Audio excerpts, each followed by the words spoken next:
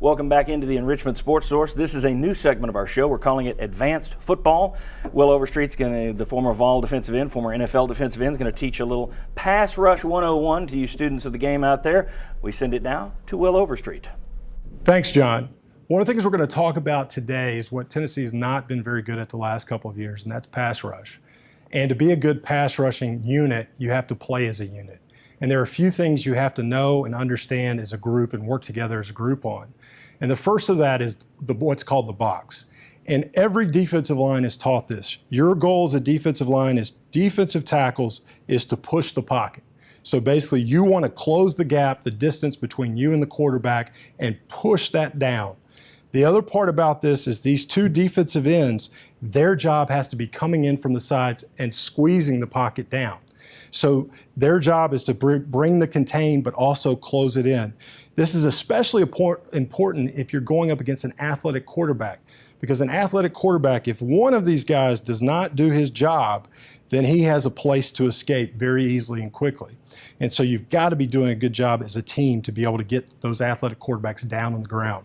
The next part about this is you have to be able to understand what is the play and what is occurring on that particular play.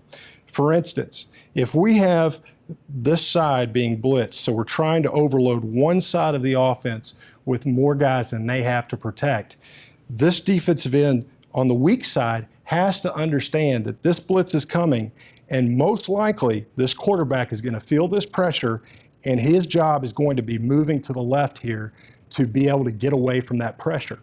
When he does that, this defensive end must be in a position to contain him, push him back to the blitz, or be able to make the play.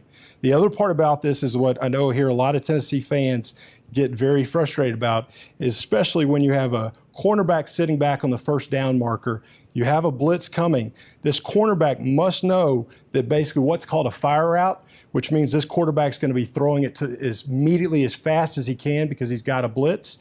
That cornerback must know that that first move that wide receiver makes, he's got to jump that.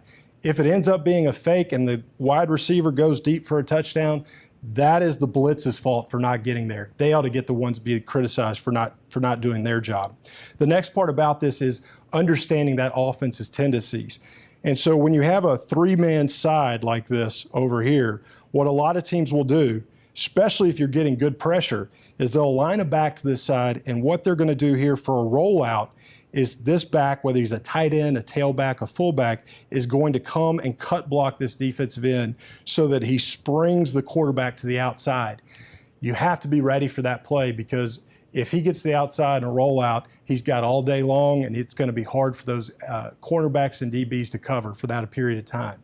So, John, lessons are here. They've got to work together as a team. It's not all about having one Clowney who can rush the passer. It's about a team as a together, working together as a unit. That's what makes a great pass rushing team. Back to you. All right, back with Jimmy Hyams, Bob Hodge, David Ligon, Will Overstreet there with Advanced Football. We're going to do that all season. A couple minutes out of the show, let you go inside the huddle a little bit, so to speak. Fellas, Tennessee's pass rush this year. I mean, obviously, you didn't see a whole lot yesterday against Austin Peay. You also had a couple of guys for the defensive line that were on the shelf yesterday. Do you anticipate Tennessee having a better pass rush this year? They've had 32 sacks the last 2 years. As we pointed out here a few weeks ago, there were teams in the SEC that had more than 32 sacks last year alone. Does their pass rush improve this year, Bob Hodge? Yeah, I think it does. I think it's going to, simply because you've got a couple of defensive linemen that the NFL like. You've got linebackers that the NFL like. You ought to be athletic enough to be able to make some plays with those guys. And I think just because you're more athletic than you have been at times, you're going to be able to make a little bit better pass rush out of things. I think it'll be better too. Now, three of the best pass rushers weren't available for Austin Peay. They'll get two of them back probably against Western Kentucky. Vereen will be a little bit longer before he comes back. But I think if you look, you got a guy that's perfect to push the pocket, and that's McCullers. If anybody saw what he did to Alex Bullard in that drill, my goodness, he can be dominating.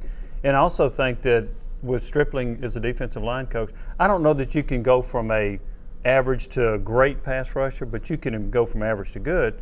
And I think with some of the techniques he's teaching, I think that that's going to help him a little bit too.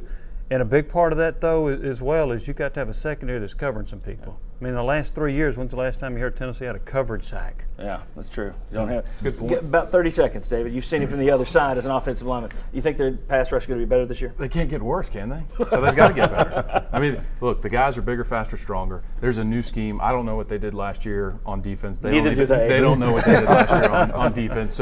So basically, look, as what Will was talking about in college versus the NFL on the offensive line, you try to keep that pocket flat. Long distance run to get to the quarterback. So McCullers, huge importance for him to collapse the pocket. Same thing with Daniel Hood. NFL looks more like a horseshoe, defensive ends getting up the field, and that's where they get their pocket collapse. But I mean, look, they got the bodies to do it. I think the scheme is going to be significantly better, and I think they're going to do a better job of getting that quarterback. Okay, very good. When we come back, we are going to hand out scores. We're grading Tennessee yesterday. Plus, we'll look at some key stats from yesterday's game. Much more to come on the Enrichment Sports Source. Miss an episode of the Enrichment Sports Source? Catch up online at sportsource.tv.